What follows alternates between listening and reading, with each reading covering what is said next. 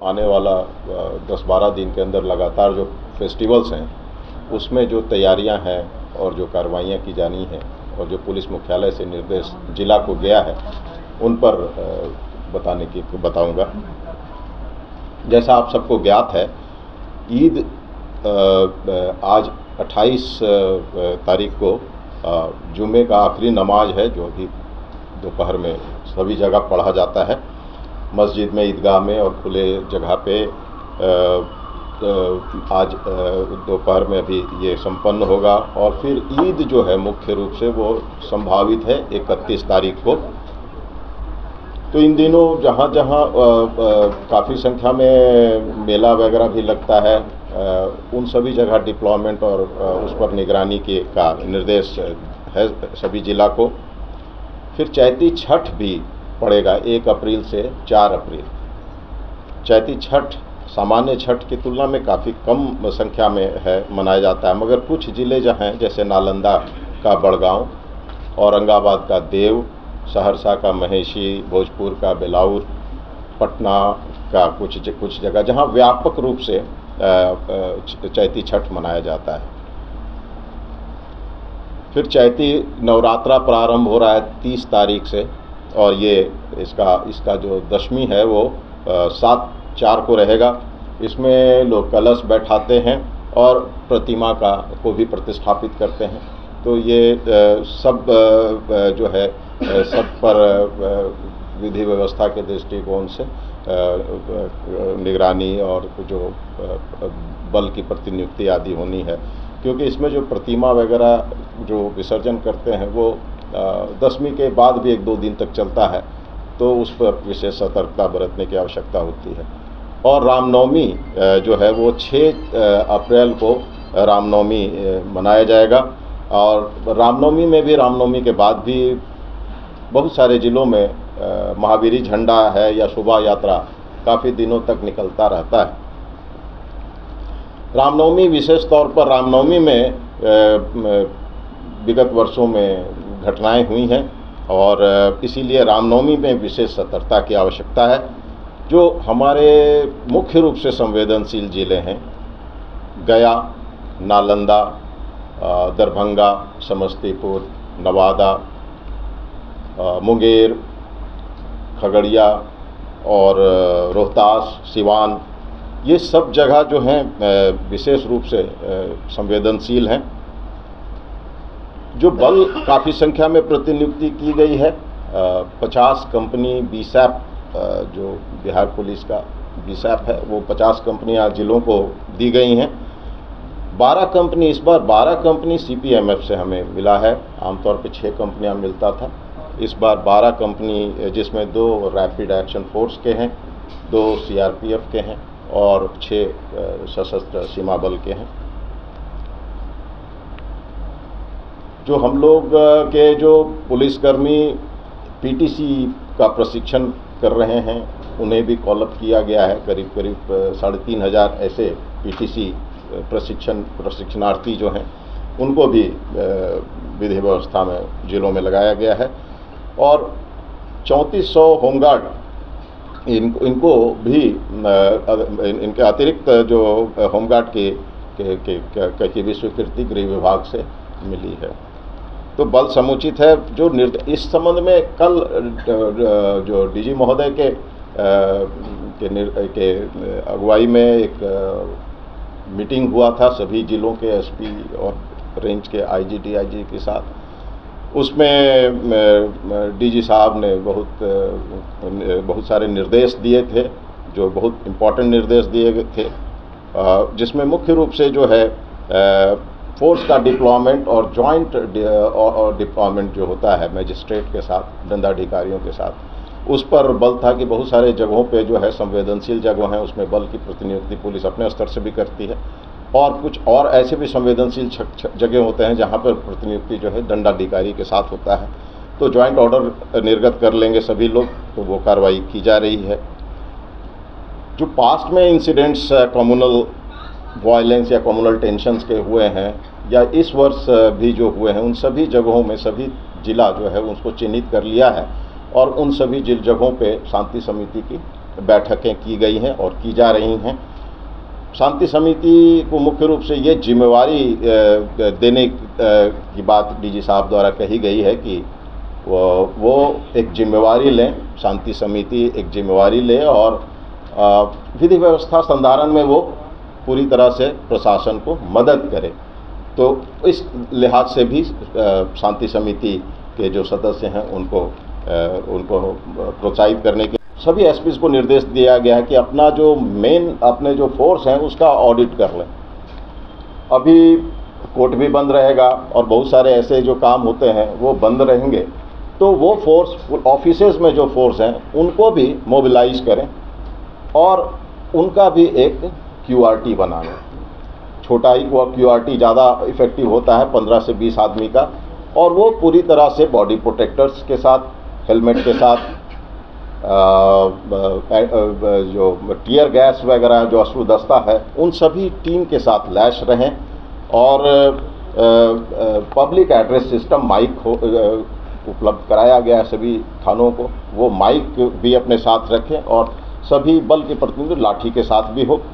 तो ये सब पर बहुत जोर दिया गया है कि किसी भी सूरत में कोई भी फोर्स QRT जब भी निकले वो बिल्कुल पूरी तरह से पूरी तरह से बॉडी प्रोटेक्टर्स, हेलमेट और अश्रु जो दस्ता है उसके टीम के साथ इंटरफेस करे जब भी ऐसा क्राउड वाला सिचुएशन जहां हल्का या बड़ा लॉ एंड ऑर्डर की संभावना हो, उस तरह से ये अप्रोच करें। ये स्पष्ट रूप से माना गया है, जो पुलिस का अपना अध्ययन है कि सबसे बड़ा प्रॉब्लम जो होता है डीजे के कारण होता है। डीजे जो है वो जिस तेज़ी से बजाते हैं उससे कोई भी व्यक्ति, इवन बुजुर्ग लोग भी, उनका भी पल्पिटेशन हाई हो जाता है और काफ़ी देर एक जगह रोक के वो इरिटेट करता है। तो डीजे बहुत बड़ा जो है एक लॉ एंड ऑर्डर बढ़ाने में का एक कारण बनता है और डीजे पे बहुत दृढ़तापूर्वक कार्रवाई करने का निर्देश दिया गया है पुलिस मुख्यालय से कि ऐसे डीजे बिल्कुल नहीं बजाए जाएंगे प्रोसेशन में। जितने भी जुलूस प्रोसेशन जो निकलेंगे रामनवमी के समय में वो फुली प्रॉपरली स्कॉटेड होंगे पुलिस के द्वारा, ताकि किसी भी तरह का कोई व्यक्ति जुलूस के अंदर से या बाहर से कोई उत्पात नहीं करे और फ्रंट में भी फोर्स रहे और पीछे भी फोर्स रहे और फोर्स के सिक्योरिटी में पूरे उसका जुलूस को आगे बढ़ाएंगे। जुलूस का वीडियोग्राफी होगा, सभी जो है जुलूस जो निकलेंगे उसमें डीएम और एसपी साहब इसमें वीडियोग्राफी की व्यवस्था कराएंगे। ये बहुत आवश्यक है ताकि कोई भी असामाजिक व्यक्ति अगर कुछ करने की इच्छा रखता है तो इमीडिएटली वो उसमें कैप्चर होगा और एक भय भी रहेगा। कंट्रोल रूम जिला का काफ़ी एक्टिव किया गया है इन दिनों और उनको निर्देश है कि 24/7 वो ऑपरेट करें। उसी हिसाब से उसमें अधिकारी और बल कंट्रोल रूम में रखा जाए और कंट्रोल रूम में लगातार हमेशा इन दिनों एम्बुलेंस, फायर एक्सटिंग्विशर और इलेक्ट्रिसिटी डिपार्टमेंट के लोग आदि जो भी इस तरह के इम्पोर्टेंट एलिमेंट हैं वो उनको वहाँ पर लगातार उनको कंट्रोल रूम में रखें ताकि किसी भी तरह का कोई ऐसा इंफॉर्मेशन मिलता है तो उसी हिसाब से उस पर रिएक्ट करेंगे। और ख़ास तौर पे रामनवमी के समय में झंडा उंडा लेके चलते हैं तो बहुत बार तार उर में लग जाता है और उसमें इलेक्ट्रोक्यूट हो जाते हैं। तो कब कहाँ से क्या प्रोसेशन कब निकलना है वो टाइमिंग के हिसाब से बिजली उसको ऑफ कर दिया जाता है ख़ास तौर पे। तो ये सब चीज़ के लिए कंट्रोल रूम पूरी तरह से इफ़ेक्टिव रहे और सभी एसपीज अपना हर एक डिस्ट्रिक्ट में डीसीपी होता है, एक डीसीपी होता है, स्पेशल ब्रांच के अधिकारीगण होते हैं और उनका अपना सोर्सेज होता है। इन सबको एक्टिवेट करके रखें ताकि हर एक जगह से हर एक तरह की कोई भी छोटी बड़ी घटना हो वो तुरंत इनके पास पहुंच जाए और सभी अधिकारी एसपी से लेके एसएचओ तक छोटा बाबू बड़ा बाबू सभी लोग मोबाइल ऑन रखेंगे। किसी भी तरह के पब्लिक का कॉल आए तो उसको ज़रूर उठाएंगे और उनके उसी हिसाब से फिर रिस्पॉन्ड करेंगे। तो ये बहुत आवश्यक है कि बहुत सारी घटनाओं के संबंध में पब्लिक तुरंत बताती है और उसको इग्नोर नहीं करना है। ये अलग से निर्देश है कि भाई फ़ोन सारे लोग उठाएंगे। सभी पदाधिकारी एसपी से लेके थाना तक वो हमेशा भ्रमणशील रहेंगे जब ये कार्यक्रम जैसा कार्यक्रम है उस दौरान। और लॉ एंड ऑर्डर में जब भी कोई बात कहीं अगर कुछ आती है तो पूरी तरह से तैयार होकर टीम रहेगी, बॉडी प्रोटेक्टर के साथ, हेलमेट के साथ, और उसी हिसाब से सिचुएशन को टैकल करेगा। तो ये सब बातें हैं। पब्लिक में भी है कि पब्लिक भी अगर कोई बात लगता है तो कंट्रोल रूम को भी इन्फॉर्म कर सकता है, 112 को भी इन्फॉर्म कर सकता है, थाना को इन्फॉर्म कर सकता है। और जहां भी लॉ एंड ऑर्डर की बात है, ये मुख्य रूप से थाना की जिम्मेवारी होगी कि वो अपना फोर्स, 112 भी पहुंचे अच्छी बात है, कोई और भी क्यूआरटी पहुंचे, मगर थाना जो है मुख्य रूप से वहां पहुंचे और स्थिति को कंट्रोल में रखे। तो ये सब जो निर्देश हैं दिए गए हैं और पूरे उम्मीद है कि हम लोग जो ये 4 अलग अलग त्यौहार हैं करीब 10-12 दिन का, इसको अच्छे से संपन्न कराने में सफल रहेंगे। धन्यवाद। ये जिला प्रशासन इसको देख रहा है और नमाज बड़ा फेस्टिवल है, अभी जो रमज़ान का है फेस्टिवल है, जहाँ पर व्यवस्था है प्रशासन उसी हिसाब से देगा। लेकिन जहाँ भी प्रशासन इनको अलाउ करता है वहाँ व्यवस्था होनी चाहिए पुलिस और एडमिनिस्ट्रेशन के तरफ से, ताकि अच्छे से नमाज की अदायगी की जा सके।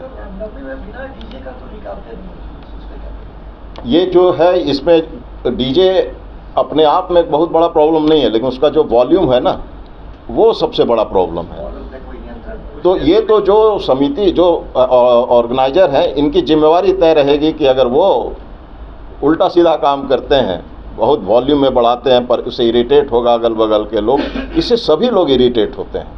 आप कोई भी बुजुर्ग आदमी, चाहे वो किसी भी मज़हब का हो या कोई भी हो, जो इलाज बीमार है वो सब, और वहाँ काफ़ी देर तक धीरे धीरे मूव करता है, तो वो सबसे सभी को परेशानी है, ये नहीं कि सिर्फ। और उसमें सबसे बड़ा दिक्कत है कि उसके माध्यम से कोई धार्मिक उन्माद वाली बात जब हो जाती है और वैसे गाना बजाए जाते हैं जो दूसरे समुदाय को हर्ट करता हो, तो वो है। इस पर कड़ाई के लिए कहा गया है और अगर इसमें पूर्ण रूप से कड़ाई करने के लिए निर्देश दिया गया है। सर, एक सवाल ये है कि होली के दौरान जो उपद्रव हुए, जिसमें लोग चिन्हित किए गए थे,